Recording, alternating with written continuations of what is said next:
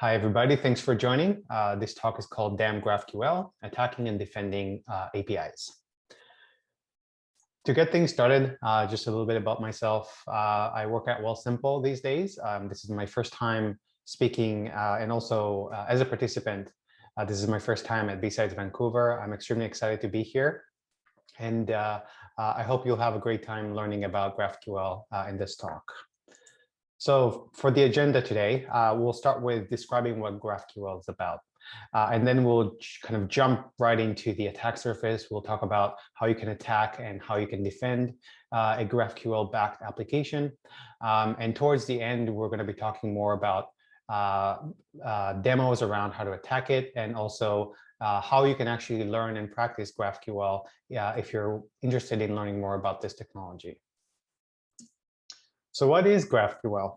Well, it's a query language for APIs. It's JSON-based, and you can see on the right side of the slide, there's an example query. So this should give you some idea how a GraphQL query might look like. The reason it even exists is that it solves some problems that REST API has, and we'll talk more about that in a few seconds. It uses operations called queries, mutations, and subscriptions. For the purpose of this talk, we're only going to be focusing on queries and mutations. Queries is basically reading data, and mutations is modifying data. Subscriptions is another feature of GraphQL. You will mostly see this in applications such as chats that require kind of real-time communications with the server. It reduces the round-trip time to the server by basically combining certain requests into one. So if we kind of compare GraphQL to REST API, so if in REST API you would say you wanted to get a email of a user on your web server, you might be making a request to say API users, right? And you might get data such as email and a username and so on. So you are basically in this example, you're overfetching because you're actually only interested in email, but you got more data than you actually needed. So this is a common REST API kind of issue where you get more than you actually asked for. And underfetching is when you need some information and you make a query, but you didn't get enough information, which basically forces you to follow up with another request. So you will immediately see that GraphQL kind of solves this problem by specifying the exact fields that we're interested in, and the response will only reflect the fields that we asked for. More on that in a few minutes. So the kind of the fundamentals of GraphQL starts with the schema. So schema is a way to describe data. And you will notice throughout this talk, I will be giving a lot of examples from a Pastebin data model. So a Pastebin is like this website where you can upload snippets of code or something else for other people to read. So I'll be using Pastebin as an example throughout this talk. So a schema in our example here, you can see that we have a type called paste. So if I have a website where I can upload, let's say, pastes, a paste might have an owner, right? I uploaded the paste, so I'll be the owner. It might have some content, it might have a title, and maybe I want to set some permissions so that it's maybe private to my account, or maybe it's public to the wide internet. So this is kind of how you can describe data in GraphQL, and GraphQL always has a schema. So the type paste is basically our object, and owner, title, content, all the things that you see underneath it, these are the fields. So I mentioned queries before. So queries are used for reading data in GraphQL. It doesn't mean that you cannot kind of play around with how GraphQL works so that you can actually change things with queries, but it's really meant to read and not to alter information on the application. And you can see an example here how we're actually asking GraphQL to give us all the pastes in the website, but only their title and content. And you can see that the response looks almost exactly like the request.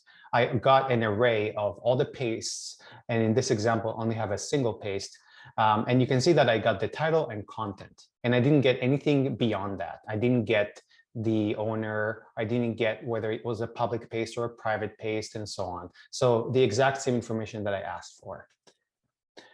And if you actually wanted to create or delete or change something using GraphQL, you would be using something called mutations. So in the example request that you see here, we're actually creating a paste as opposed to fetching a paste.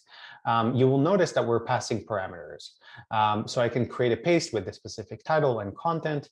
And you will also notice that underneath create paste, I'm also asking for the title in the exact same request that I'm creating the paste. So if you compare this request and kind of try to imagine how it would look like in the REST API world, you will be making two requests with REST, right? You'll be making maybe a post request to create the paste and a follow-up GET request to maybe get the title of that paste. So in GraphQL, you're making a single request and you can actually create and read at the same time. So just a few GraphQL things that I think you will find quite interesting. GraphQL requests are usually post, which means that whether you're reading data or you're creating data or deleting data, it's always carried over post for the most part. It's a single endpoint. So as opposed to REST API, in REST API, you might have, /users, /ID or something like that. In GraphQL, you only have a single endpoint. From a blue team perspective, try to think about situations where you are used to reading log files and try to kind of derive some information based on the path that was requested. In GraphQL, this is different. So you'll have to kind of get used to doing analysis in a slightly different way when it comes to GraphQL. Obviously, this is a customizable thing, so it might not necessarily live under GraphQL. There are other endpoints that you could use, and different implementations place the GraphQL endpoint in different locations. So it depends on the implementation. If you wanted to kind of play with a script that attempts to kind of identify GraphQL and where it lives, you can use the nmap NEC at the bottom of this slide. If you're an nmap fan, it's a script that simply tries to figure out where GraphQL lives. And last thing about GraphQL that's quite interesting is that response codes are usually 200, whether it was successful or not. What I mean by that is if you're making a query and say you're asking for a specific field, like you want a username of some sort, of some account, and that account doesn't exist, you will get a 200, but the error that the account doesn't exist will actually be reflected in the response body. So again, going back to the analytics part, the blue team side of things, if you are used to looking or kind of skimming through log files and looking for indicators around status codes that will maybe reveal some problem or something like that, GraphQL will usually return 200. So if you're used to the REST API world, you have to kind of keep in mind that GraphQL works a little bit differently. The errors are in the response. So let's talk about the attack surface now that we have some basic understanding about GraphQL. When you install GraphQL in some of the implementations, you might see something that looks like this. This is like an IDE interface for GraphQL where you can start typing queries and it will autocomplete them. It will give you the documentation basically that describes the schema behind GraphQL. This is not necessarily something that's turned on by default. In some implementations, it is actually installed by default and turned on by default. And one thing to keep in mind from an attacker standpoint is that the GraphQL, or I should say GraphIQL, it's usually under that endpoint as well, GraphIQL. It may have different security controls than the normal GraphQL endpoint.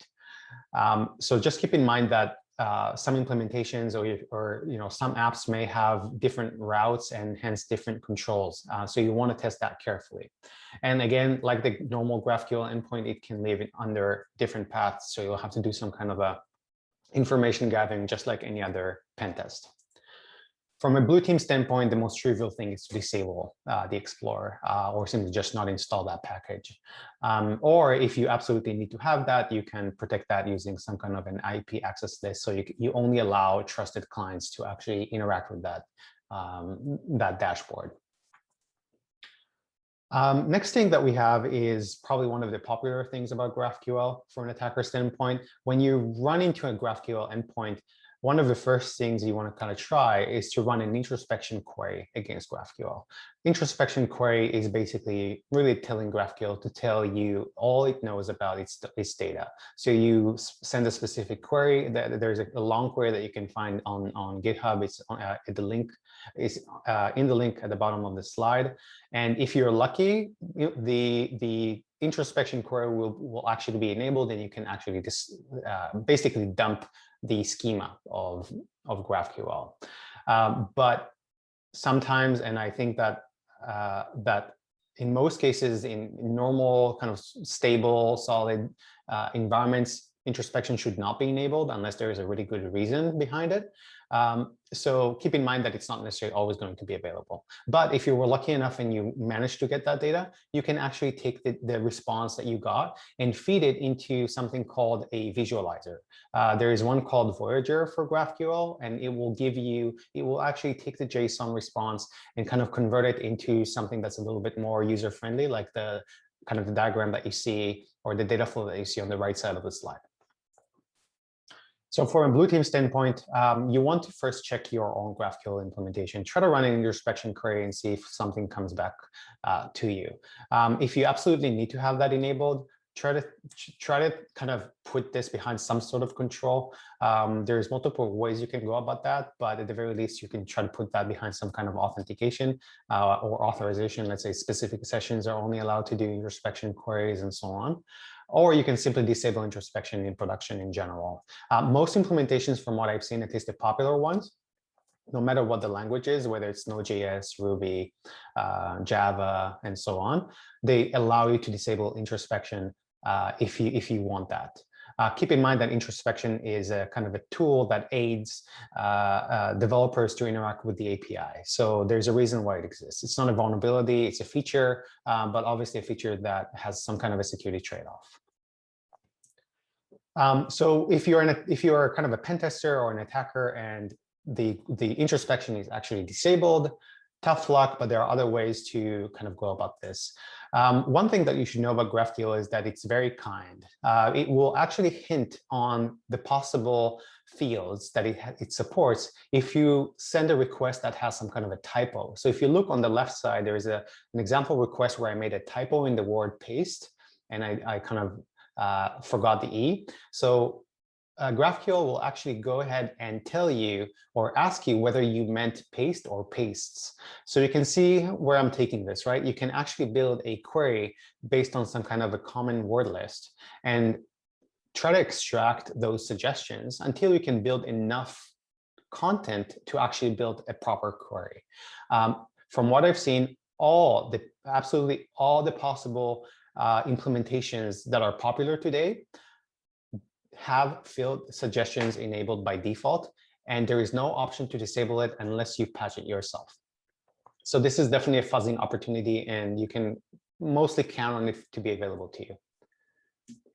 So from a blue team standpoint, like I said, there's no easy way to disable this. You have to kind of comment out that section of the code or kind of patch it in a way that makes sense in your context so that it doesn't exist anymore.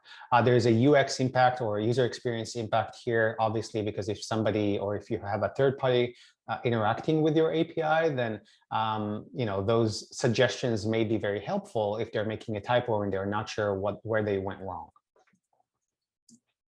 So on the denial of service side of things, so from an attacker standpoint, there are multiple ways in GraphQL how you can kind of overwhelm the service.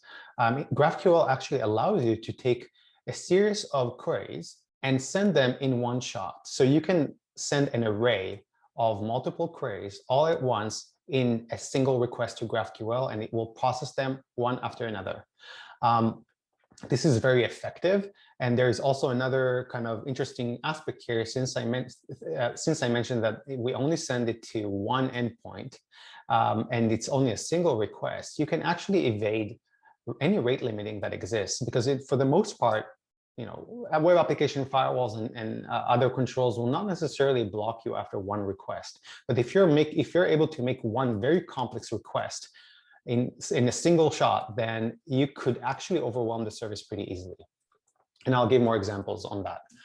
So from a blue team standpoint, if you wanted to kind of protect yourself against that, you could check the array that you received. And if there are too many elements in that array, you can simply drop that request.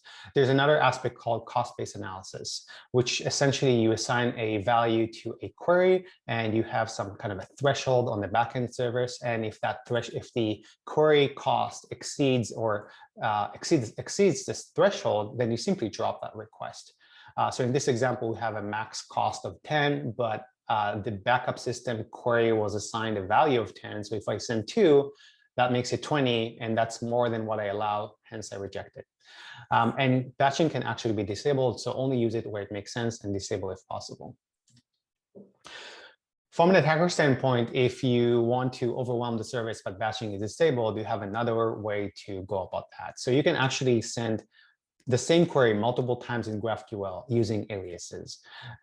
This is pretty interesting because it's still a single request and you can still evade rate limiting controls and still overwhelm the service with one request, maybe temporarily, right? If you send it from multiple IPs, you can really overwhelm the service and still not get blocked. So in this example, you can see that we're making 4 aliases that they all call backup system. And backup system in this context, let's say that it's a very resource expensive query to run on the server side. So this is another interesting area. From a blue team standpoint, cost-based analysis is going to help here as well, right? Because if you have the same query multiple times, the cost is going to increase, and then you're going to drop that request because you have some limit. But there's another thing you could do, which is kind of like a middleware analyzer that you can kind of count the number of aliases that you see and drop it if that number exceeds what you support. On the denial of service side of things again, circular queries is a very popular GraphQL attack. Think about the paste bin example, right? We have pastes and those pastes have owners. But the other way around is true as well. Owners have pastes. So you can build a query that kind of references one to another until you create a very complex and kind of a deeply nested query that could overwhelm a service. So you want to check the schema, whether you have any kind of relationships that can actually cause that. If you take this kind of query and you chain it with what we learned earlier about batch queries and aliases, you can really make a significant impact. On the blue side of things, you can set a maximum depth limit. Most implementations support that, which means that you set, let's say, max depth of 10, but you get a query that is so nested that it goes like 99 levels deep. You simply drop that request.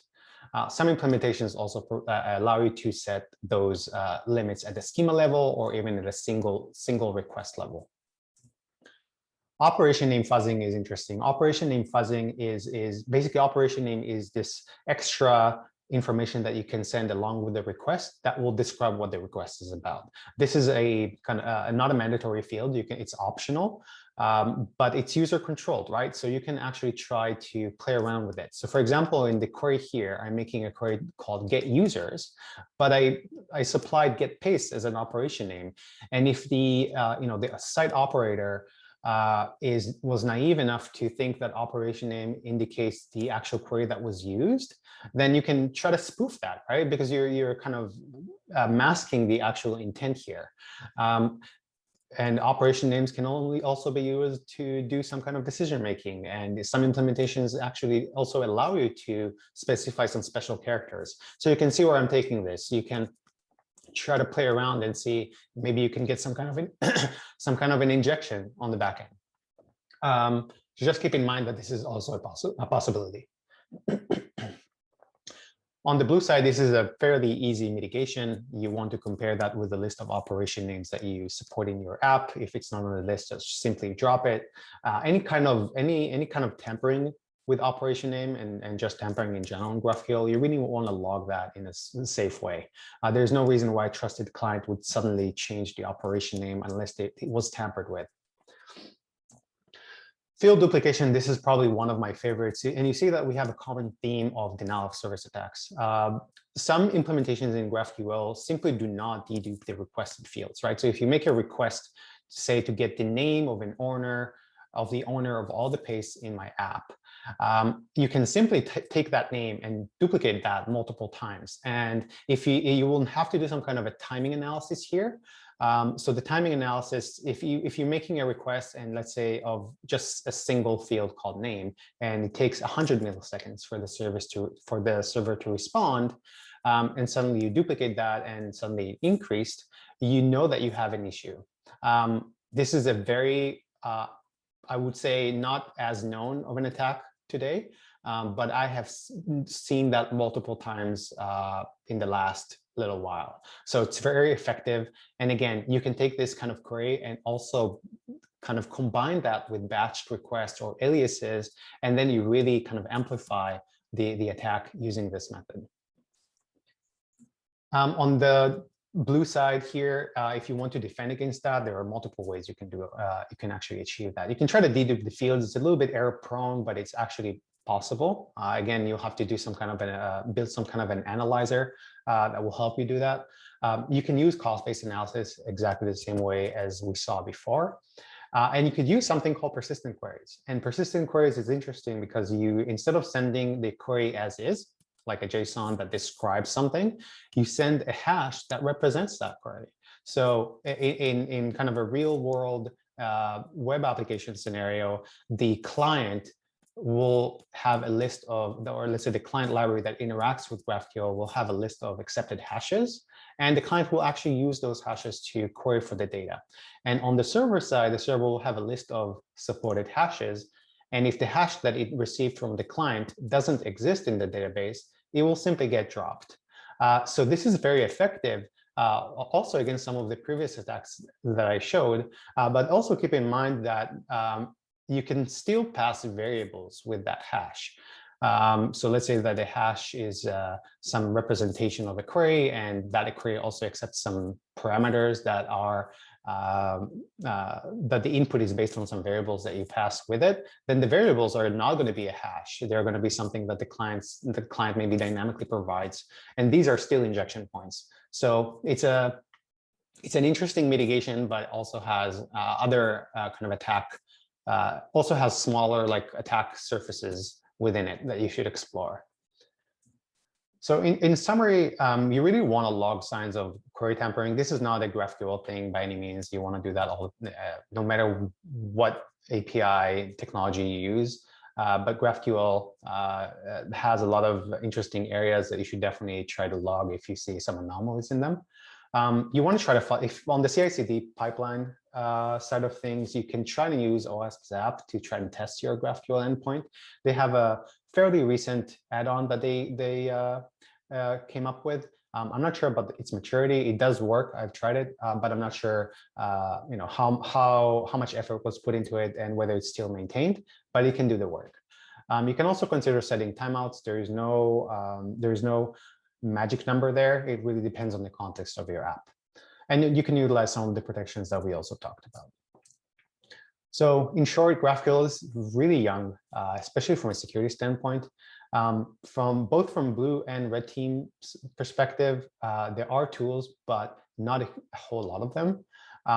And what I also noticed from looking at the different implementations is that there is no alignment on what is a must-have security feature and what not. So for example, PHP GraphQL might have persistent queries where Python doesn't. So there's some kind of a misalignment there. But this is an opportunity to innovate. So if you really want to contribute to the field, whether it's building attack tools or building defenses, this is really a good opportunity to do it right now.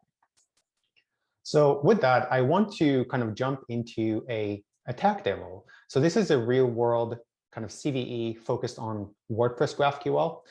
So if you don't know what WordPress GraphQL is, it's a plugin for WordPress that essentially gives you a GraphQL API endpoint for your WordPress instance. So think about a headless version of WordPress where you can interact with it, get the post new comments and so on and so forth. It's pretty popular, 10,000 active installations and 100,000 downloads. So pretty interesting plugin. So let's talk about the vulnerability itself. WordPress does not have the ability to turn off the batching query that it comes with by default, which is a concern, as you can tell from the previous slides. Duplicated fields are not getting deduped, and there is no notion of cost analysis by any means. So the plugin is not intelligent enough to drop requests that are extremely expensive. And it's a partially authenticated API as well. And that makes sense because in WordPress, you have guests visiting your blog, and it makes sense for them to be able to read the posts and the comments within those posts, right? So it makes sense why it's a partially authenticated API. About the exploit, so we're going to read this diagram kind of bottom up. We're going to get all the comments and posts of whatever whatever blog site we want, and we're actually going to ask for the posts and comments 10,000 times in a single request. And then we're going to take that request and we're going to batch it 100 times, right? So we're going to have 100 requests that are extremely expensive. And then we're going to run a 300 thread requests all at once at a server. And you can see where I'm taking this. This becomes a very expensive operation for the server to actually process. So let's see how to go about that. So when you install the GraphQL plugin, you're going to notice that there's a shortcut in the admin panel where you can kind of write queries and see what the response is like from WordPress. So we can start writing a query that will simply get let's say, all the content of all the posts on my, sorry, not nodes, we need edges and nodes. And then we're going to get the content. We're going to get the content of all the posts in my blog by just running a simple query. And then what we're going to do is we're going to take that and we're going to amplify that by duplicating the fields and then using the batch queries, and we're going to send it all together just like I explained earlier. So if we're lucky enough, we'll be able to take this server down within probably 10 seconds. So let's see how we go about that. So I'm going to run a script, pass it a few parameters, and it will do its thing. If we're lucky, we'll see some interesting things going on in a few seconds.